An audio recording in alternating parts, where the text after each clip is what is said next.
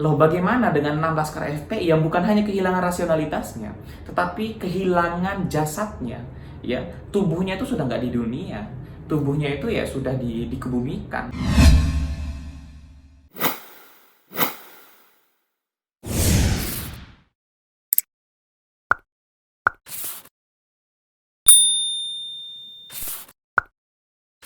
Halo, assalamualaikum warahmatullahi wabarakatuh. Kembali lagi bersama Yusril Iza Mahendra di channel YouTube Yusril Iza.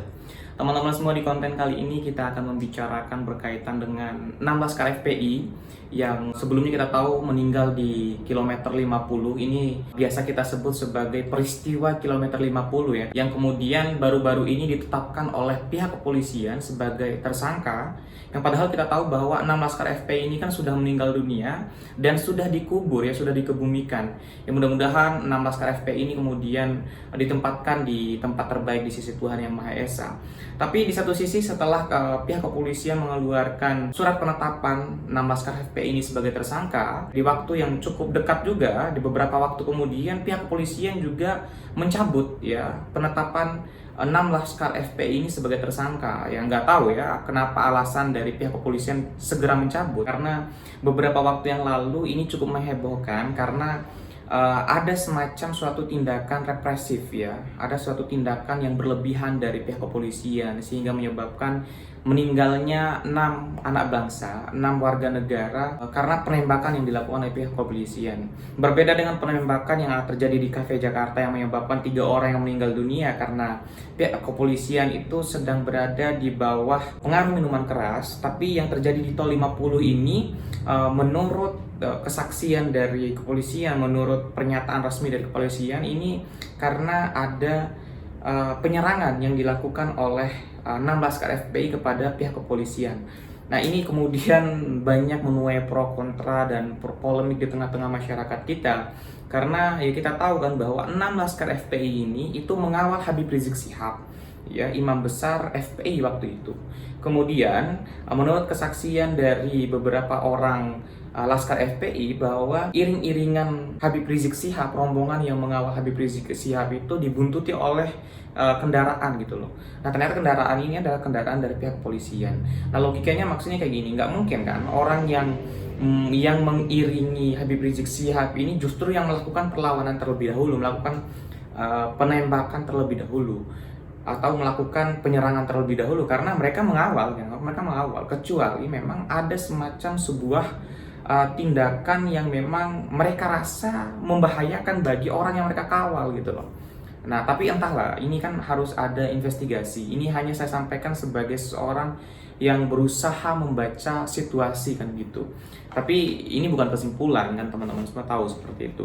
Tetapi di konten kali ini kita tidak akan coba mengupas banyak dan membicarakan banyak berkaitan dengan kasus kematian 6 laskar FPI itu, karena udah banyak sekali ulasan-ulasan mengenai hal tersebut. Kemudian harus ada investigasi resmi dari pihak kepolisian. Tetapi di konten kali ini kita akan coba melihat apakah memang seorang ya, orang yang sudah meninggal dunia itu bisa dijadikan tersangka di dalam teori hukum. Berdasarkan pernyataan resmi dari kepolisian baru-baru ini menyatakan bahwa 6 laskar FPI yang sudah meninggal dunia itu, yang kemudian sudah dimakamkan pula, itu ditetapkan sebagai tersangka.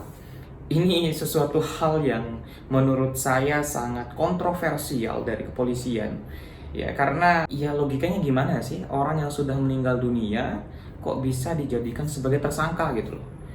Jangankan orang yang sudah meninggal dunia, orang yang gila saja itu tidak bisa ditetapkan sebagai tersangka, tidak bisa dijadikan tersangka.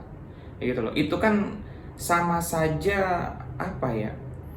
Iya, kita mau ngehukum tapi orangnya nggak ada, ya kan gitu. Ini orang kan sudah meninggal dunia, ya, masa mau dijadikan tersangka, kan nggak logis. Sama seperti kasus-kasus, beberapa kasus yang berbeda, misalkan seperti ada tindakan pengerusakan tempat ibadah, pengerusakan masjid-masjid yang dilakukan oleh beberapa orang ya, oknum-oknum ya, yang kemudian diselidiki oleh pihak kepolisian dan dicek kesehatannya. Ternyata yang bersangkutan itu sedang mengalami gangguan jiwa gitu loh.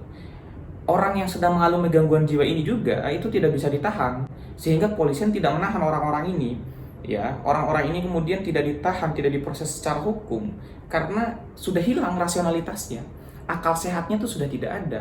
Sehingga di waktu yang bersamaan yang bersangkutan ini tidak bisa dimintai pertanggungjawaban hukum karena yang bersangkutan ini kan kehilangan rasionalitasnya, kehilangan akalnya. Nah, di dalam teori hukum, orang yang sudah tidak memiliki rasionalitas, orang yang sudah tidak memiliki akal sehat, itu berada di bawah pengampuan. Apalagi orang yang sudah meninggal dunia gitu loh. Fisiknya sudah nggak ada. Apalagi akal sehatnya. Nah, kan seperti itu. Ini orang kan sudah meninggal dunia, kemudian ditetapkan sebagai tersangka. Sehingga banyak sekali itu para intelektual, para ahli hukum ini pada kebingungan ya. Dan sekaligus saya mau bertanya kepada kepolisian, ini teori hukum apa yang digunakan ke orang yang sudah meninggal dunia itu kemudian dijadikan sebagai tersangka, atau mungkin ada sebuah penemuan teori baru yang dilakukan oleh pihak kepolisian bahwa seorang yang sudah meninggal dunia boleh dijadikan tersangka gitu kan.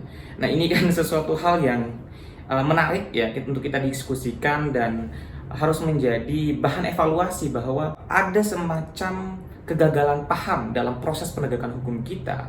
Penetapan 16 Laskar FPI sebagai tersangka ya dalam beberapa waktu yang lalu oleh pihak kepolisian menurut saya sesuatu hal yang sangat janggal ya, karena harusnya pihak kepolisian harus memberikan suatu contoh yang baik dalam proses penegakan hukum ya. Jangan sampai karena misalkan tuntutan publik akhirnya pihak kepolisian kotak-katik untuk mengeluarkan statement. Nggak boleh seperti itu ya. Institusi kepolisian harus punya rasionalitas ya dalam upaya mengedukasi rakyat ya, memberikan kejelasan terhadap fakta hukum, memberikan kejelasan terhadap fakta-fakta yang terjadi di lapangan. Ini penting karena masyarakat juga menanti bagaimana sebenarnya, bagaimana fakta hukum yang ditemukan oleh pihak kepolisian dalam upaya untuk memberikan jaminan terhadap hak-hak sipil warga negara. Karena tentunya meninggalnya 16 Laskar FPI itu sangat dikhawatirkan ada unsur lain gitu loh. Ada upaya-upaya kemudian yang memang berusaha untuk memberikan rasa trauma kepada masyarakat. Karena kita tahu bahwa meninggalnya 16 Laskar FPI ini itu menambah rasa trauma di tengah-tengah masyarakat kita. Masyarakat kemudian semakin trauma terhadap institusi kepolisian. Jangan sampai meninggalnya 6 Laskar FPI ini kemudian berbuntut pada pertama ketidakpercayaan rakyat kepada institusi kepolisian. Kemudian kedua, ya semakin tidak percayanya rakyat terhadap proses penegakan hukum. Karena rakyat selalu menagih fakta hukum, menagih kebenaran atas kejadian-kejadian yang terjadi.